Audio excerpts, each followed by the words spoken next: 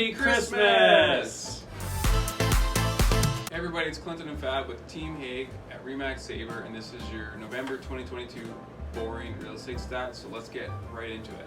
Detached housing in November of 2022, Hey, Clinton. active listings. Do the stats really matter right now? No, you're right. So although on paper it's a balanced market right now, that's not what we're seeing out there. So we've seen a few multiple offers lately, more so than we have in months. And even though we're getting multiple offers, in some cases even up to 6 offers on the property, what we see is when it sells, first of all, there's subjects. So buyers are able to do the due diligence, get their financing approved, do an inspection, all that sort of stuff, as well as the final sale price is either market value or less than that. So even though there's multiple offers, buyers are still having the advantage in these situations because buyers are being a lot more savvy right now. Yeah. They're not wanting to overexpose themselves. It's a little bit different than the last few years. Yes, they want to make an offer and it'll be a strong offer, but they're not going crazy way over asking just to get a property. It's not happening right now. And that's for a few reasons, is because obviously you've been hearing rates nonstop for the last few months. That's a thing. People want to get into an investment before rates increase again if they're worried about that. And also there's just not enough listings for the demand of buyers right now. A lot of sellers, because the market's trending down, don't want to sell. So that's why we're seeing less and less houses for sale and more people competing. But good news for buyers, well, and sellers really, prices are fair market value a lot of times, or just a little bit below, and you're able to do your due diligence. So it's a great time to buy and sell, really.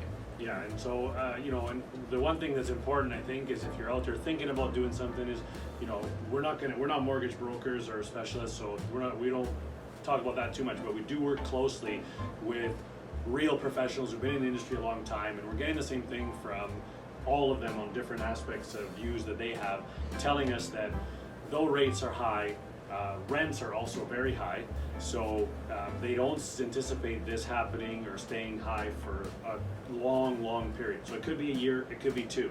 So if you can sort of weather the storm now, what we're seeing is the best option for anybody we talk to is an investor.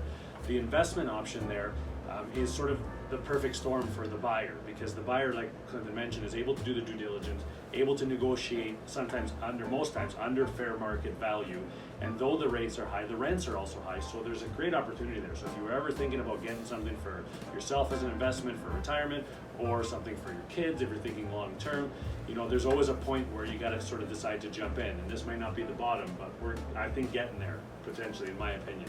Yeah, and also first-time buyers out there, don't think that you can't be an investor either, right? So for the next few years, you could get an investment property and have somebody else pay down your mortgage, because I don't know if you've heard, but the provincial government has now banned all rental restrictions on condominiums. So effectively everything is an investment property now.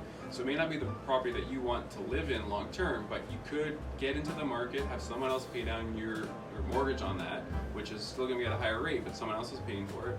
And then in the future, when the market does change, you can use that equity to get into your long term home. Yeah, absolutely. And one thing to note there, if we want to throw out one statistic, is that compared to last November of 2021, prices are still up 2.7%, but in essence that means they've come down quite a bit. So people that are thinking, well, where's the bottom, where are we going to, that's one of the reasons why we feel, in our opinion, that we are getting close to that sort of bottom there, because we have dropped quite a bit. And one thing to remember as well is when we do get to the bottom, it starts to increase quickly after that. You've seen how fast the market's turned this year. Yeah. So if you're waiting and waiting, everyone else is waiting and waiting too. And when that happens, and when that bubble bursts, then you're competing with everyone else again. So it's a great time to kind of, as you said, weather the storm and get into it now, and start building equity long term in your property. Yeah, and we can attest to that, having seen that personally. We've done other videos about it in 2006 and 2009 and in 2019, where we had people on the fence waiting as prices seemed to come down and the market was slower, and then all of a sudden just get completely priced out, what in their view looked like overnight.